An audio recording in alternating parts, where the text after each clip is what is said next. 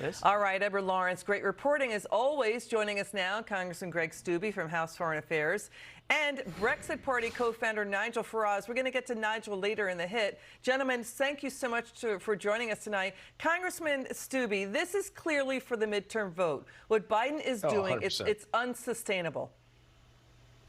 Yeah, 100%. I mean, the Strategic Petroleum Reserve is supposed to be used for war, for military vehicles, for emergencies like hurricanes that we just had here in the state of Florida. It's not supposed to be used for political motivations to try to lower what's going to happen with the cost of fuel and gas so that people aren't more inclined to vote for Republicans. It's so transparent that what they're doing that even the mainstream media is talking about the fact that they're doing it right before the midterms. We're 3 weeks before the midterms, and suddenly Biden feels the need to release this Strategic Petroleum Reserve to lower prices so that people aren't feeling the pain at the pump. It's only a small Band-Aid on what's going to happen. It's still not going to lower prices on the consumption that Americans have every single day. This can be stopped right now by the war that they have on domestic energy production, by reversing what they did on day one, allow the Keystone Pipeline to come in, allow for the domestic production of oil and gas, allow the reserves we have here under the ground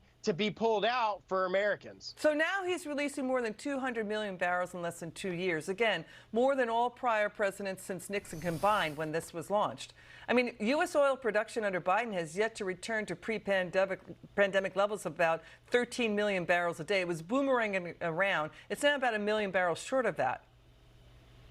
He's almost taken a third, I think more than a third of our reserves for political motivations. And all he has to do is allow for the domestic production of oil and gas. But unfortunately, the progressive left that runs his administration won't let him do that. They can't admit that we need a strong production right here in the United States to be able to, one, have safety and security for the American people, and two, have a constant flow of oil and gas right here in America. He's claiming it's not political, but the move comes just weeks after the White House pressured Saudi Arabia and OPEC to delay until after the midterms their cut in oil production by 2 million barrels a day.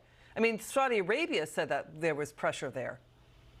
Of course there was. That was the whole reason that he went there. I mean, this is a country that he called pariah.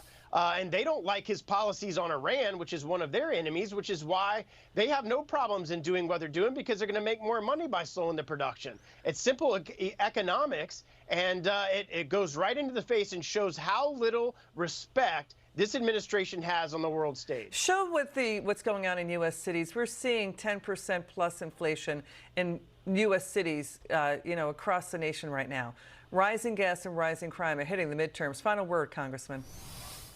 Yeah, you're seeing that as we recover from Hurricane Ian here in my district, the prices of things to replace soffit and fascia and lumber and tarps and shingles and all the things that we need are twice and 3 times the amount that they would be, all because of the supply chain crisis that the Democrats put in place in this country. Got it. Congressman Greg Steube, thanks for joining us. Now to you, Nigel Farage.